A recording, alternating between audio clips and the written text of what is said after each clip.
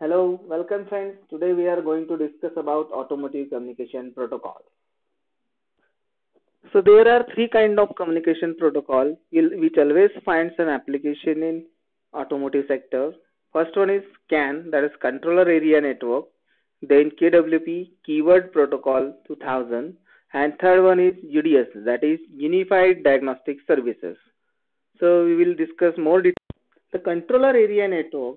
So this protocol basically developed by Bosch, and initially it was known as a CAN in short.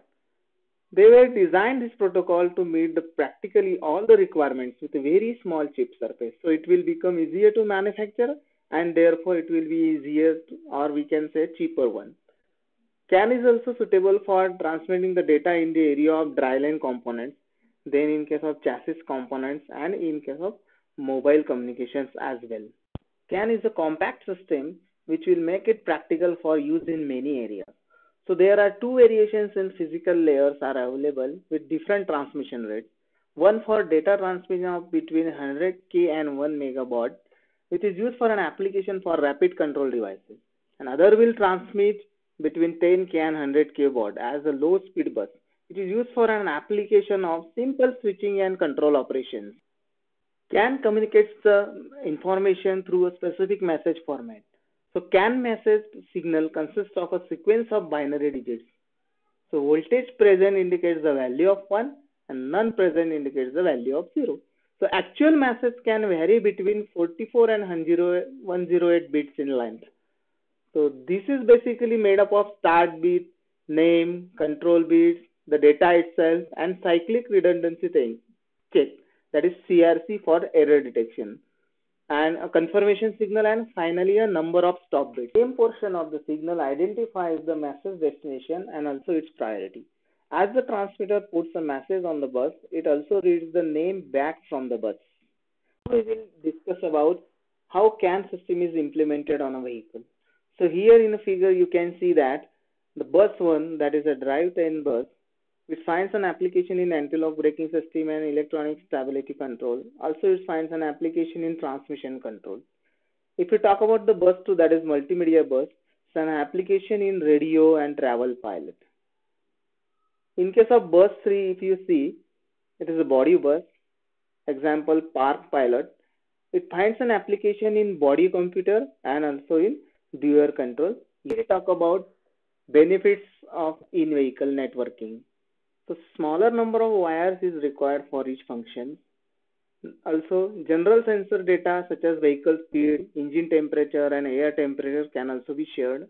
The functions that can be added through a software changes unlike existing systems, so which will require an additional module or IO pins for each function that is to be added newly. Then there are certain new features that we can add.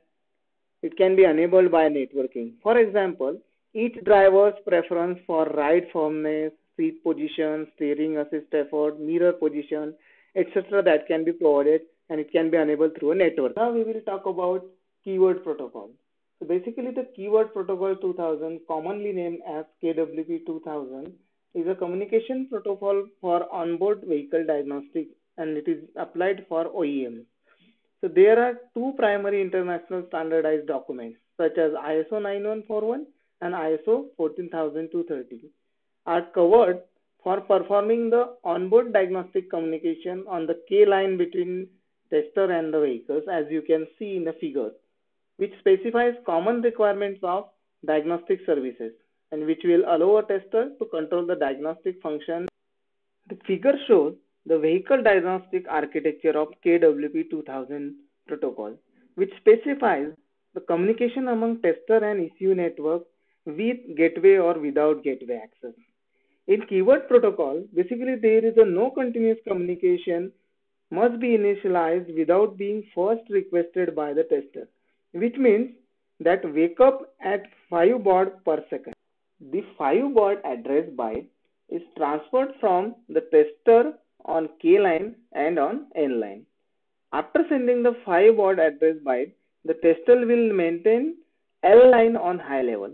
And after the wake up procedure, all the issues are initialized shall be used a baud rate of 10,400 baud for initialization and for communication.